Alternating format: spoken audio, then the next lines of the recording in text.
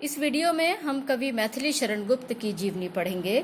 मैथिली शरण गुप्त आधुनिक काल के छायावाद के प्रमुख स्तंभ के रूप में माने जाते हैं। हिंदी साहित्य में इनका बहुत बड़ा योगदान है। राम भक्त कवि माने जाते हैं। बड़े ज्ञानी, बड़े विद्वान पुरुष थे और साहित्यकारों के परिवार में जन्मे थे। कवि मैथिली शरण गुप्त, जिनको हम राष्ट्र कवि के नाम से भी जानते हैं। 1886 में झांसी के करीब चिरगांव में जन्मे मैथिली शरण गुप्त अपने जीवन काल में ही राष्ट्र कवि के रूप में विख्यात हुए। राष्ट्र कवि उस कवि को कहा जाता है जिसकी कविताओं में राष्ट्रीयता के भाव होते हैं। राष्ट्र की भावनाओं से भरी हुई कविताएं लिखते हैं। विख्यात माने प्रसिद्ध होना। इनकी शिक्षा दीक्षा घर पर ही हुई, घर पर ही इन्हें पढ़ाया गया। उस समय में बहुत से लोग विद्यालय छोटी आयु में नहीं जाया करते थे। उनके घर के लोग उनकी शिक्षा दीक्षा का प्रबंध घर में ही कर दिया करते थे।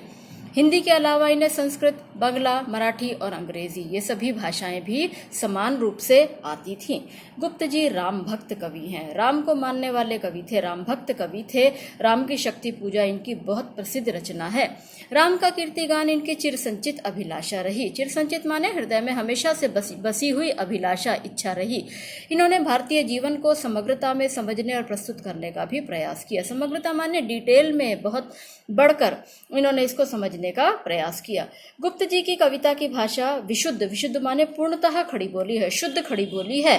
भाषा पर संस्कृत का प्रभाव है। काव्य की कथा वस्तु भारतीय इतिहास के ऐसे अंशों से ली गई है जो भारत के अतीत का स्वर्ण चित्र पाठक के सामने उपस्थित करते हैं। गुप्त जी की प्रमुख कृतियां हैं साकेत, यशोधरा, जयद्रथवध। गुप्त जी के पिता सेठ रामचरण दास भी कवि थे और इनके छोटे भाई सियाराम शरण गुप्त भी प्रसिद्ध कवि हैं। सियाराम शरण गुप्त की कविता क्लास 9 की एनसीईआरटी की बुक में एक फूल की चाह मिलती है। बड़ी सुंदर कविता है। तो पता चलता है इनके पिता भी सेठ रामचरण दास भी कवि थे और उनके छोटे भाई भी कवि थे। पाठ प्रवेश देखते हैं।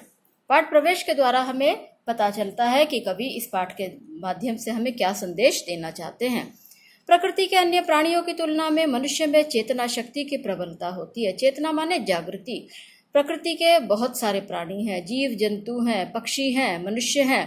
सब में केवल मनुष्य को ही चेतना शक्ति मिलती है। वह अपने ही नहीं, औरों के हिताहित का भी ख्याल रखने में, औरों के लिए भी कुछ कर सकने में समर्थ होता है। समर्थ माने केपेबल होता है। वह सिर्फ अपने लिए नहीं, औरों के लिए भी, औरों के भी हितों के बारे में सोचने में, उनका ख्याल रखने में मनुष्य समर्थ है। पशु चरागाह में जाते हैं। पशुओं का क्या स्वभाव है? वे तो चरागाह में जाते हैं। पशु तो खाने के लिए जाते हैं और अपने अपने हिस्से का खा आते हैं। पर मनुष्य ऐसा नहीं करता है। मनुष्य क्या करता है? वह जो भी कमाता है, जो भी कुछ उत्पादित करता है, वह औरों के लिए भी करता है, औरों के सहयोग से करता है। मनुष्य पशुओं से भिन्न होता है। पशु तो अपने अपने हिस्से का खाकर आते हैं, लेकिन मनुष्य कभी ऐसा नहीं करता है। वह दूसरों के विषय में भी सोचता है। औरों के सहयोग से और औरों का सहयोग करते हुए वह कार्य करता है।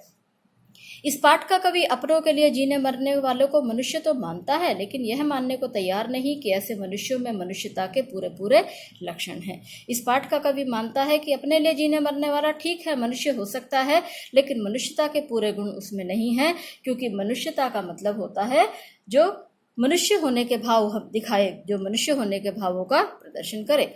वह तो उन मनुष्यों को ही महान मानता है। कवि जो है वैसे ही मनुष्यों को महान मानता है जिसमें अपने और अपनों के हित चिंतन से पहले, हित चिंतन माने भले के चिंतन से पहले, और उससे ऊपर, सर्वोपरि माने ऊपर, दूसरों का हित चिंतन हो। जब हम अपने से पहले दूसरे की भलाई के विषय में सोचते हैं, वास्तव में वही सच्चा मनुष्यता का भाव है।